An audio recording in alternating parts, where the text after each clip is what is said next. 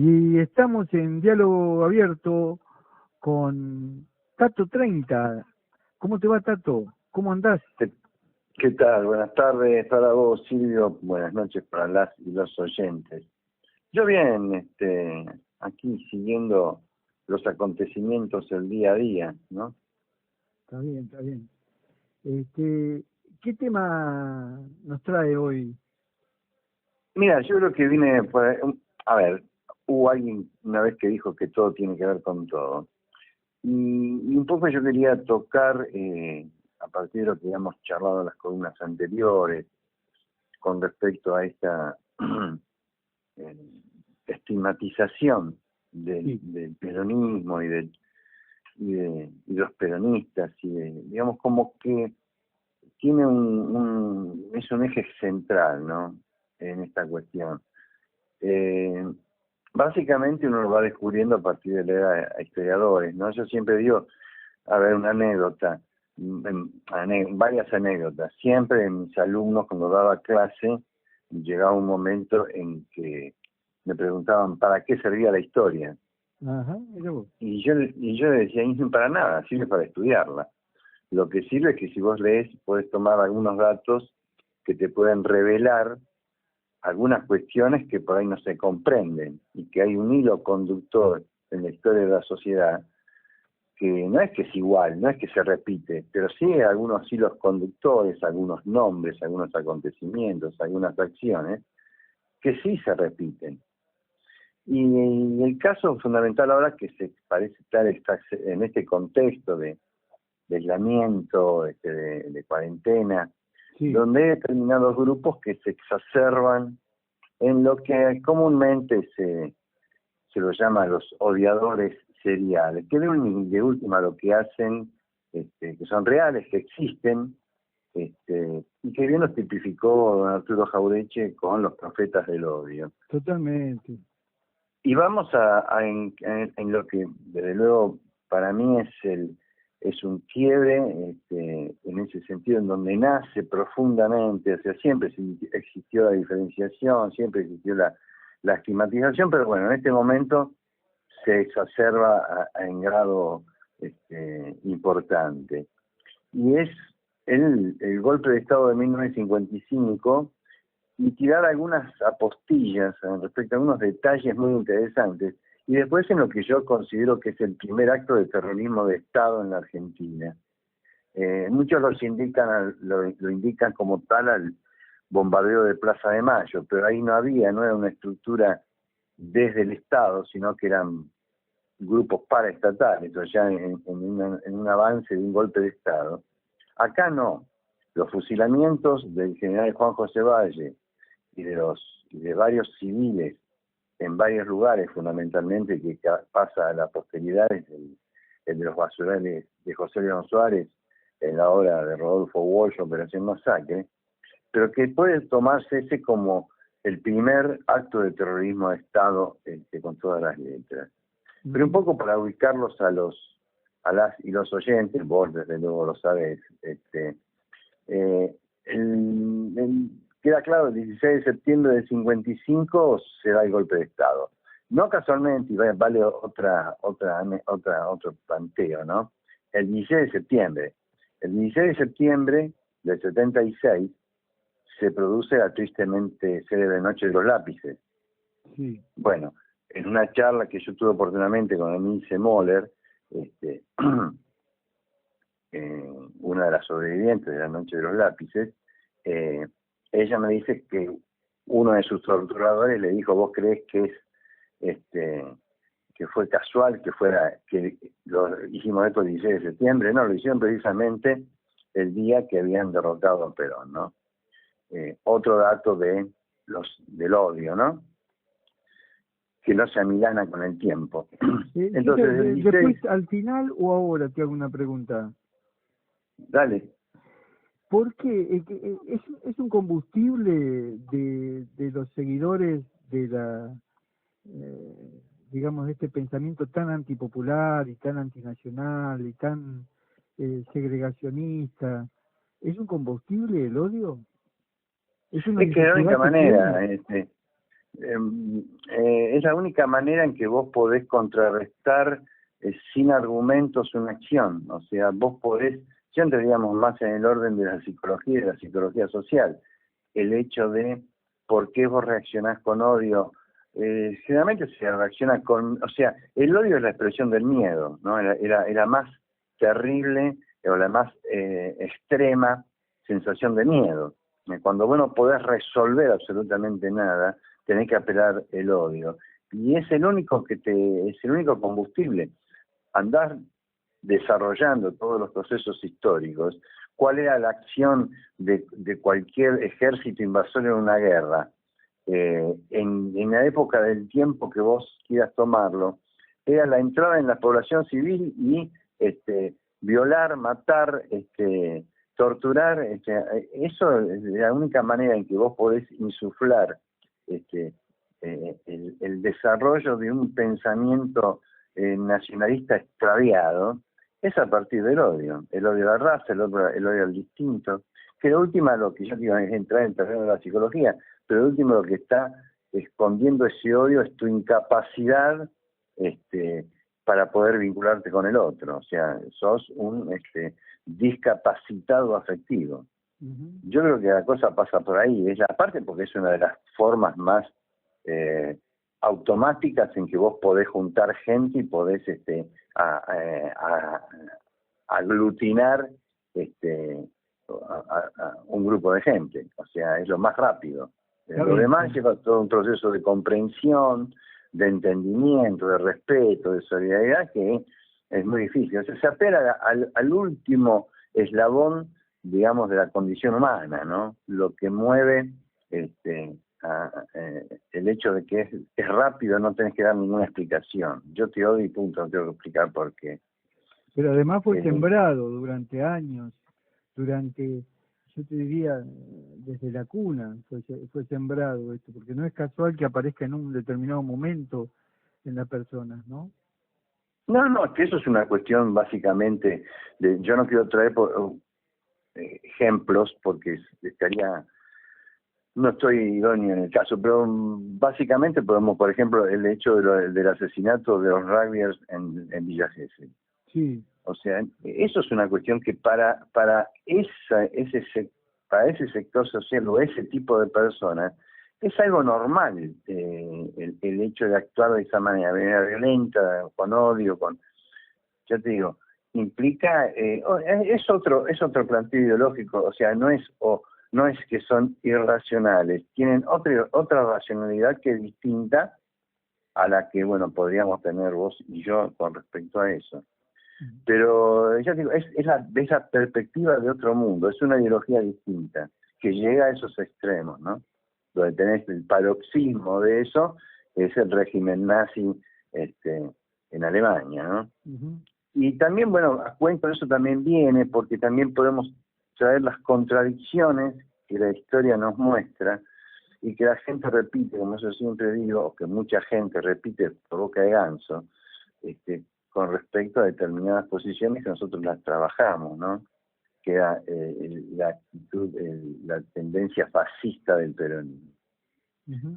Todo el mundo cree que o sea, aquellos que están interesados en el tema no, pero en general se toma como el primer presidente de la revolución a Aramburu, pero no, el primer presidente fue Eduardo Lonardo, que fue fundamental porque estaba a cargo del cuerpo de ejército en Córdoba, la siempre controversial Córdoba, y era un militar nacionalista ultracatólico, tal es así que todo su gabinete lo forma de una tendencia clerical extrema. Por ejemplo, el secretario de prensa, Juan Carlos Goyeneche, era un ferviente antiperonista y era simpatizante del nazismo directamente. Inclusive en su momento se había reunido con varias figuras y figuronas del Tercer Reich.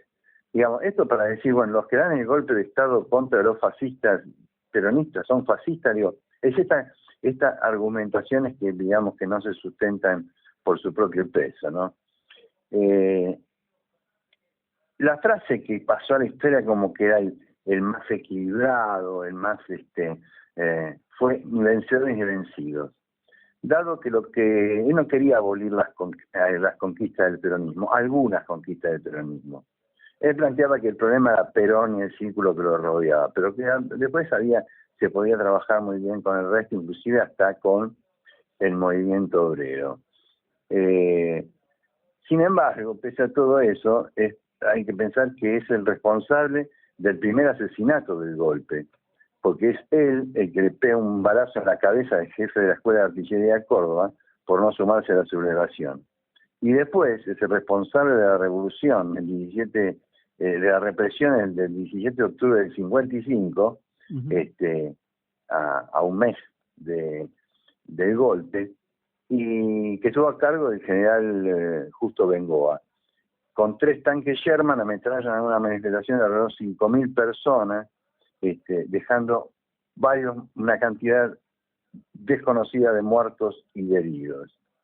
¿Cuál es la caracterización? A veces es importante ver cómo nos miran de afuera en algunos casos, pero como el 30 de septiembre el embajador de Francia escribió a su gobierno que el núcleo de gobierno central de Lonardi estaba formado por hombres de espíritu retrógrado, nostálgicos de un pasado que algunos remontan hasta la época colonial, partidarios de soluciones de fuerza, o cuanto menos autoritarias. Durante la última guerra, la mayoría de ellos simpatizaron más con las potencias fascistas que con los aliados. Algunos inclusive no ocultaron en esa época su admiración por los nazis. Acá ya se empieza a vislumbrar las 2 facciones dentro del ejército en el golpe. La facción nacionalista católica y los liberales, en donde va a estar encolumnado Aramburu. En esas reyertas internas, bueno, Lonardi, a partir de que estaba enfermo, es desplazado y toma el gobierno el grupo más liberal y también más antiperonista.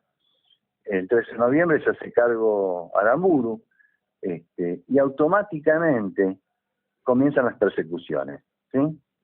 Digamos, algo que se va a dar a lo largo de toda la historia del peronismo. Esto, digamos, trato, desde luego uno tiene su subjetividad, pero acá no lo estoy viendo desde la perspectiva de un peronista como ve, sino simplemente una mera descripción de los acontecimientos. El 5 de marzo del 56 se lanza el decreto 4161 que establecía, acá voy extractando lo que el decreto decía: queda prohibida la utilización de las imágenes, símbolos, signos, expresiones significativas, doctrinas y obras artísticas pertenecientes o empleados por los individuos representativos u organismos del peronismo. Se considera especialmente violatoria a esta disposición, en consecuencia es delito, la utilización de la fotografía, retrato o escultura de los funcionarios peronistas o sus parientes, el escudo y la bandera peronista en nombre propio del presidente depuesto, el de sus parientes, las expresiones peronismo, peronista, justicialismo, justicialista, tercera posición, las fechas exaltadas por el régimen depuesto, las composiciones musicales, marcha de los muchachos peronistas y Evita Capitana, o fragmentos de las mismas, y los discursos del presidente depuesto o su esposa, o fragmentos de los mismos. Digamos que hay claramente, ¿no?, la persecución y la prohibición, y de hecho la proscripción del peronismo. Esto también está fijando dónde empieza la grieta, quién es el que está agrietando la cuestión. Sí, y el rol además de los distintos partidos, porque no nos olvidemos que el radicalismo existía y no es que el radicalismo había desaparecido, el radicalismo existía, en fin, o sea que no es solamente el odio y la violencia llevada a cabo por las Fuerzas Armadas y que Silvio, aparte no olvidemos que en la operativa que se da en el golpe van a existir lo que se llamaban los comandos civiles, que estaban integrados también por gente del radicalismo, fundamentalmente por gente del radicalismo, que eran grupos armados que salían a la casa de peronistas. Digamos que la situación era muy álgida. En ese contexto, el sábado 9 de junio del 56,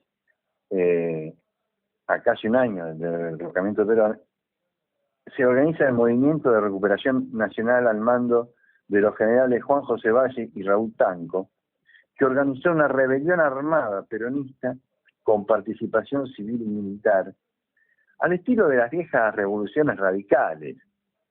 El epicentro del lanzamiento estuvo en el Regimiento 7 de Infantería de La Plata y en la guarnición de Campo de Mayo, mientras que en las provincias como La Pampa se produjeron los mayores avances rebeldes.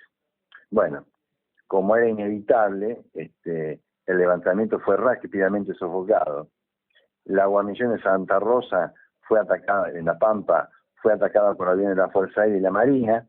El 12 de junio de 1956, en cumplimiento de un decreto firmado por el presidente Pedro Eugenio Aramburu, presidente de facto, desde luego, se implantó una ley marcial que terminó, ley marcial que significa, para las y los oyentes, es pasar a estado de guerra, ¿no? Entonces la pena máxima, y no funciona la Constitución, no funciona la ley, no funciona nadie, no funciona nada, directamente en cualquier acto de que el poder omnímodo decida, la pena es la pena de muerte, y la muerte por fusilamiento.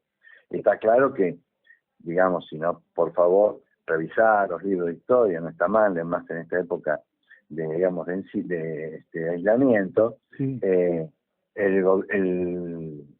El golpe de Estado desguaza, disuelve el Parlamento, no solamente, y es la primera vez que lo hace, porque en el 30 no lo había hecho, en el golpe de 30, disuelve la Corte Suprema de Justicia y pone en su lugar a jueces adictos. En consecuencia, acá hay una disputa, entonces el 12 de junio lo fusilan a Valle. Ahora, hay una disputa, yo lo estuve buscando, en que el decreto de ley marcial es posterior al fusilamiento de Valle. Uh-huh. O sea que no solamente, ni siquiera entra en los parámetros de esa legalidad trucha que había instaurado en el golpe, sino que inclusive fuera de esa legalidad es fusilado Valle. Los fusilamientos continuaron sobre militares y civiles, se produjeron en Lanús los conocidos basurales de José León Suárez, La Plata, Campo de Mayo, la Escuela de Ejército, todo el Club Argentino y la Penitenciaría Nacional, que en ese momento estaba sobre la Avenida de las Heras, Sánchez de Bustamante y Las Heras, o Coronel Díaz y Las Heras. Y ese es, digamos, y también a civiles que son fusilados en ese lugar.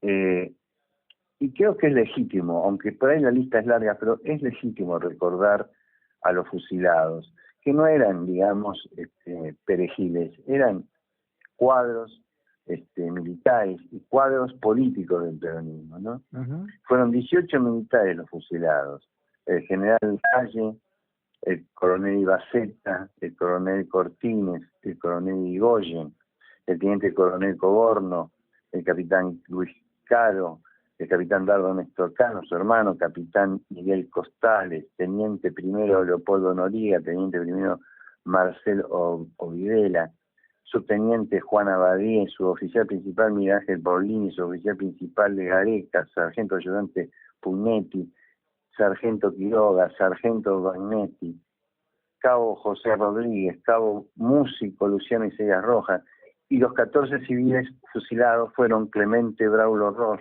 Roberto Ross, Osvaldo Alberto Alvedro, Dante Hipólito Lugo, Aldo Emil Joffre, Miguel Ángel Mauriño, Rolando Zaneta, Ramón Raúl Videla, Carlos Irigoyen, Carlos Alberto Lizazo, a quien tuve el gusto de conocer a su hermano, Arnaldo Lizazo, y a su hijo, el nono Lizazo, sí. Nicolás Carranza, Francisco Garibotti, Mario Brión y Vicente Rodríguez. Muy loable lo que has hecho, que es rescatar de la historia, traer de la historia al presente estos nombres de patriotas que fueron asesinados por la derecha odiadora, digamos, de Argentina, ¿no?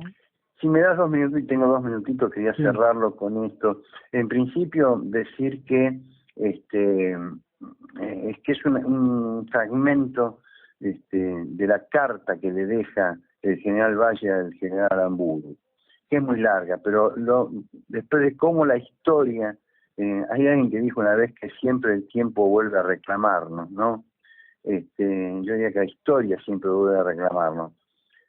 El párrafo que yo extracté dice: con fusilarme a mí basta, pero no, han querido ustedes escarmentar al pueblo y desatar una vez más su odio al pueblo. De aquí está esta inconcebible y monstruosa ola de asesinatos.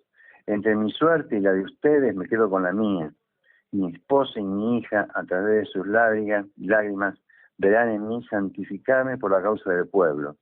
Las mujeres de ustedes, hasta ellas, verán asomárseles por los ojos sus armas de asesinos.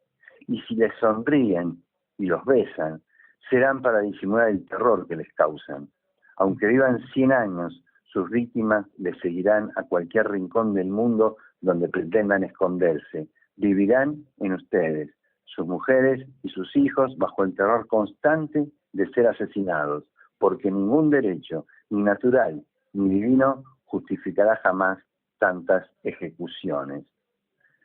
Bueno, esta carta se la manda Valle a Aramburu, y bueno, unos años después Aramburu va a finalizar fusilado, luego del secuestro que realizó la organización Montoneros. Digamos, este es el panorama como para tener en cuenta, digamos, aparte de una cuestión, habría que discutir, hay épocas donde la cosa se complica más, pero siempre el peronismo fue el perseguido y el asesinado. Pero antes, primero ahora fue el peronismo, antes fue la chusma radical, antes fueron los federales, antes fue Rosas, antes fueron los paraguayos, también fueron los indios que vos también describiste en aquella charla sobre la conquista del desierto. En fin, es una constante histórica esto de los grupos de derecha recalcitrante que tiene nuestro país.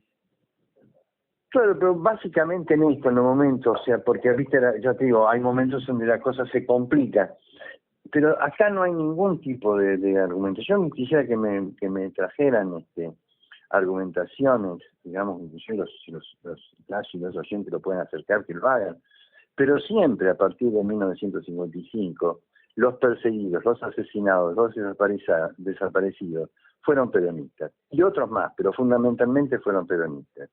Entonces, inclusive en la última consigna de esta marcha que no fue, de la no marcha, por temor al comunismo, acá nunca hubo problemas, primero que nadie lo conoció, y segundo, que acá el temor, y no de última tampoco, está en la vergüenza que no se anima a decirlo, el terror es el peronismo. Entonces, por eso siempre fue. No hay muertos al revés. No hay muertos fuera. Podemos tomar el caso, pero también da para una discusión, después de la muerte del general Perón hasta que asume el golpe de Estado genocida del 76. Pero sería para charlarlo. Pero en el resto, siempre las víctimas fueron los peronistas. Muy bien. Muy crudo lo que acabas de narrar, pero muy real y muy verídico. Así que gracias por la reivindicación, Tato 30, en esta tu columna de los martes y los jueves. Muchas gracias, Tato. No, gracias a vos y a todos los oyentes. Hasta el jueves nos estamos escuchando. Hasta la próxima.